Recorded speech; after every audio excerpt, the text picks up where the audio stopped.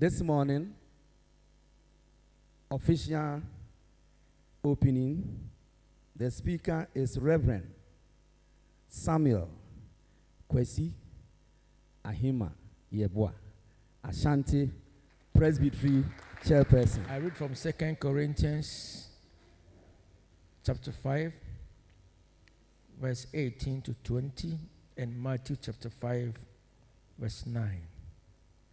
Jesus Christ, God himself, initiated the ministry of reconciliation.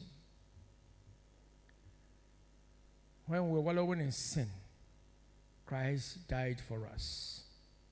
So through him, we have been reconciled to God by blotting out our sins and making us righteous. May God himself help us. May God himself show us the way so that we'll be able to reconcile the world to God and reconcile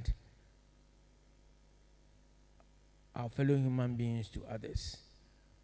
May God help us as we deliberate on this theme, reconciliation, mediating and peace building, the church's response to insecurity.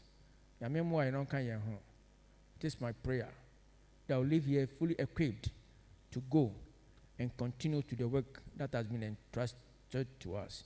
In the name of God, who alone is Father, Son, and Holy Spirit. Amen. Amen.